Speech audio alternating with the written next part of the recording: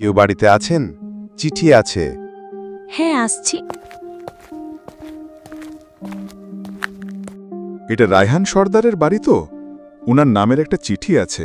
উনি তো এখন বাড়িতে নেই, আপনি আমাকে দিয়ে যান চিঠিটা। পিয়ন রায়হানের বউয়ের হাতে চিঠিটা দিয়ে চলে যায় সেইখান থেকে। সন্ধেবেলার দিকে বাড়ি ফিরে রায়হান নিজের ঘরে এসে বসে আছে। ওহো, দেখো, আমি তো তোমার চিঠিটার কথা ভুলেই গেছি। আজকে সকালে তুমি যখন বাড়িতে ছিলে না, তখন তোমার নামের একটা চিঠি এসেছিল। আমার চিঠি? আমাকে কে আবার চিঠি লিখল?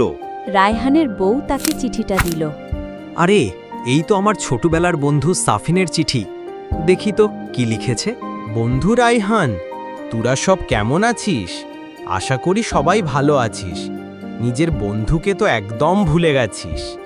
কত দিন হয়ে গেল তোর সাথে দেখা হয় না। এখন তো তোরদের স্কুলে গরমের ছুটির পড়েছে। কটা দিনের জন্য পারলে এসো আমার এখান থেকে ঘুরে যাও। না আসলে ভাববো আমার সাথে আর কোনো যোগাযোগ রাখতে চাস না। নাগেন ঠাকুর পথিকই বলেছে, এখন তো স্কুলে গরমের ছুটিও পড়েছে। তুমি না হয় 2-1 দিনের জন্য ঘুরে এসো এখান থেকে, মনটা ভালো লাগবে।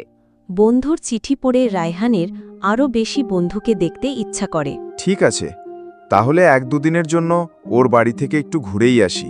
রায়হান চিঠি লিখে সাফিনকে জানায় যে সামনে শনিবার সে আসছে। যথারীতি শনিবার সাফিনের বাড়ির পথে রওনা দেয় রায়হান। ট্রেনটি যদিও একদম সঠিক সময়ে স্টেশন ছাড়ে, কিন্তু সকাল 11টার পর থেকেই আকাশের বুকে হঠাৎ করে ঘন কালো মেঘের ভয়ঙ্কর জমাট চেহারা স্পষ্ট হতে থাকে, যেন প্রকৃতিও কোনো অজানা অশনি সংকেত দিচ্ছে। আর দেখতে দেখতে কিছুক্ষণের মধ্যেই চারদিক অন্ধকার করে শুরু হয় মুষলধারে বৃষ্টি। জলের স্রোত যেন আকাশ থেকে ধেয়ে আসা একরাশ অশ্রু।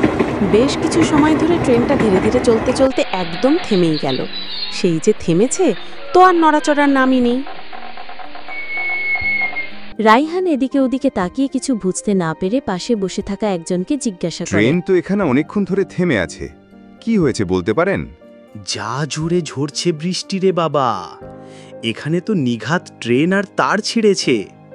তা তুমি কোথায় যাবে বাবা? আমি তো দুর্গাপুর যাব। তা তো আরও অনেকটা পথ।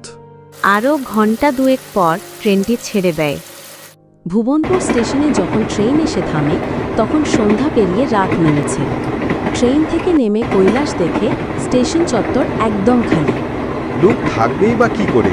কম রাত তো আর হয়নি। সাফিন বেচারাটা না জানি আমার জন্য কতই না চিন্তা করছে। রায়হানের খুব ক্ষুধা লাগছিল, তাই সে বলল সে কোনো দোকানে যাবে কিছু খেতে। এটা তো কেবল শুরু, সামনে যা আসছে তা হয়তো ঘুম কেড়ে নেবে। পরের অংশ চাইলে কমেন্ট করো, কিন্তু সাবধান।